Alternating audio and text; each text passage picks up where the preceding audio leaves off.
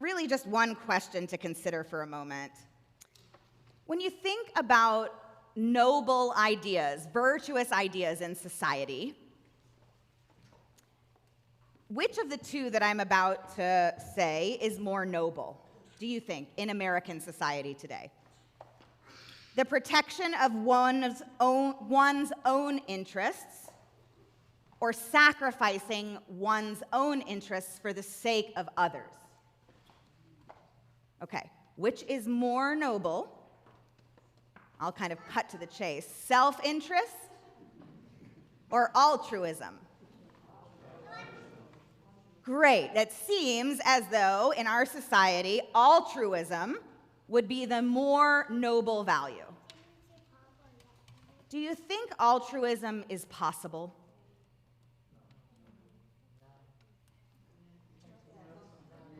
True, pure altruism? Nope. It's actually impossible. There's a few neuroscientists around this room and physicians and other researchers who could probably speak to it better than I could. But there's a real question of whether truly being selfless, the total abnegation of the self for the sake of others, is possible. But I'll tell you something else. That notion of altruism couldn't be less Jewish if it tried. And I want to tell you why, and it has to do with the story of Purim. When does Purim begin? Wednesday evening. Good. Are you getting excited? Have you picked out your costumes? I'm not there yet, but I'm getting excited about it. And when we think about Purim, you wouldn't likely think that Purim would be a holiday that could offer some sort of deep insight on the un-Jewishness of altruism, right? It doesn't seem to be a holiday that has a lot deep, sophisticated, nuanced stuff to say, right? It's about as binary and as black and white as a holiday can be. If I say Haman, what do you say? If I say Mordechai, what do you say? Yay! Not so deep. And more than that, if we're really looking for some deep analysis of the human condition, if we had to pick a holiday for it, wouldn't you go with Yom Kippur? Rosh Hashanah? Something like that? And Purim, just to really top it off, it's not even a major Jewish holiday. It's a minor one. You can't find it in the Torah. If you want to find Purim, you got to go to the third book of Jewish texts that get you to the final part of the Hebrew Bible to find the scroll of Esther. Open up one of those scrolls, no Purim to be found. One more thing. Guess who's not in the story even once? God. Not a single mention. So if you're picking some of the more salient Jewish message stories, I don't know if Purim's high on your list.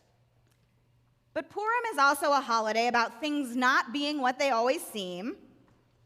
So perhaps there's something just below the surface that might offer insight, not just on the potentially deeper meaning of this holiday, but more importantly, on how we might understand what being virtuous in our lives, what being noble in our lives should really be rooted in and why.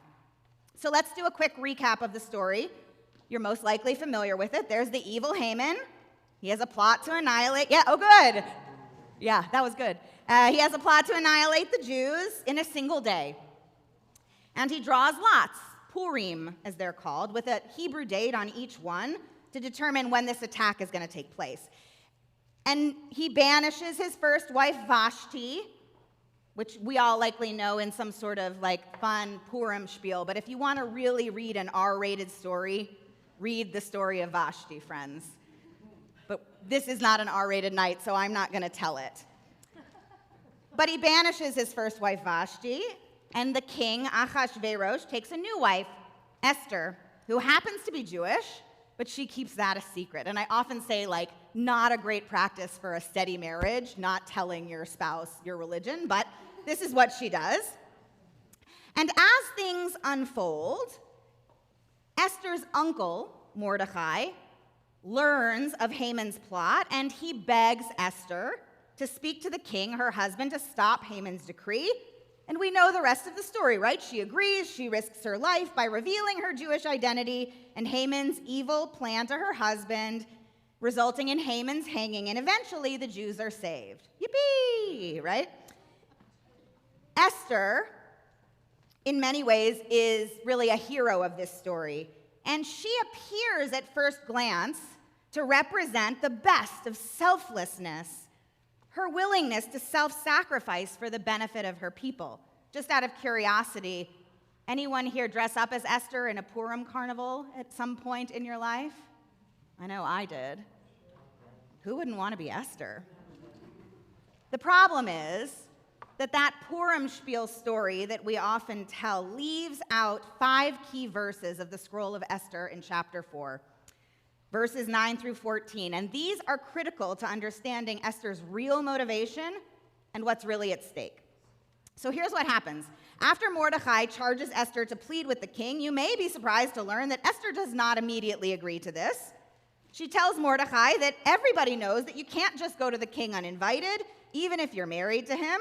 If you show up uninvited, he's going to kill you. And that's a lot more personal risk than she's willing to take.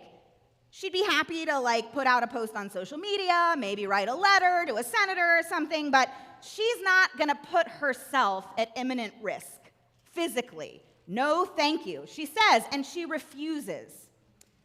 And then Mordecai's response to her really gives us this interesting insight to the real stakes of the game. And here's what he says to her. He says, Esther, if you keep silent in this crisis, listen to this part, the Jews will, in fact, get relief and deliverance from somewhere else. But you and the line of your family will surely perish. So we might have assumed that Mordecai's value judgment against Esther's silence was rooted in a critique against her unwillingness to self-sacrifice for the sake of the larger community. But instead, he roots the problem with her silence to something completely different. That she is, in fact, mistaken in thinking that her silence will protect her. It is her silence that will be, not the Jews' demise. They'll be fine. Remember that story from before? The Jewish people always have their eye on hope and promise and that it's going to work out somehow. But Esther, she won't be fine. Her life, her soul, will be in real risk. So what's at stake? Is it the entirety of the Jewish people? No, they'll be fine. It's Esther, her conscience. So if keeping silent puts her at risk of essentially selling her soul, the converse is also true. Speaking up gives her agency. It empowers her as her own individual person to be nothing less than the savior of the Jews. It's why immediately after this, Mordecai says to Esther one of the most empowering statements in the entire tradition of the story. Here's what he says. Who knows, Esther? Perhaps you have attained your position for just this very moment. And this is what turns it for Esther. She understands and changes her resolve. And in doing so, she catalyzes our people's victory and changes Purim from a day of mourning to a day of rejoicing. So think about that for a second. If I, as an individual, choose to remain silent when I otherwise have power, I'm not only not helping to solve the problem, but I'm endangering the condition of my own soul. And here's why that sort of self-interest matters. Remember how Purim's just a minor holiday? Well, like everything else with Purim, the rabbis of the Talmud flip it on its head, and they teach that when the Messiah comes one day, when everything's going to be perfect, there's only 2 holidays that are going to be celebrated. Just 2. No more Passover. Say goodbye to that. No more Sukkot.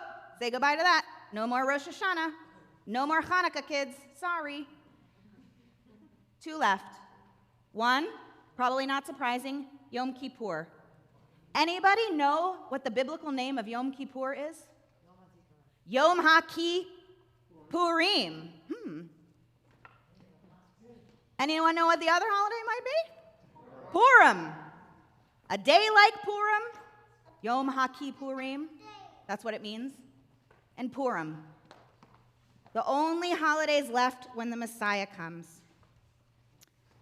And that's likely because Yom Kippur is all about the choices we make that bring us into accountability with ourselves and our actions. And because Purim teaches us that as humans, we have in our individual lives more agency, more ability to set the world right than we often give ourselves credit for. And the Purim story reminds us that our choice to use that power or not, and the consequences of that choice, will ultimately be nothing if not deeply and totally personal. We are each of us accountable, and our tradition teaches that each of us matters immensely. We are created in the image of God, not as a people, but every person. So the abnegation of the self for the sake of something else isn't a Jewish value, because if a person is created in the image of God, to negate the self would be to negate God, to erase God. Why celebrate Purim when the Messiah comes? Because Judaism recognizes that the minute one person chooses to remain silent, all the work of the Messiah is gone. It's lost.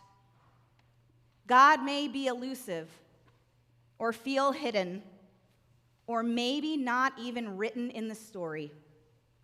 But in choosing not to remain silent, Judaism reminds us that each of us can bring godliness into the world whenever we choose.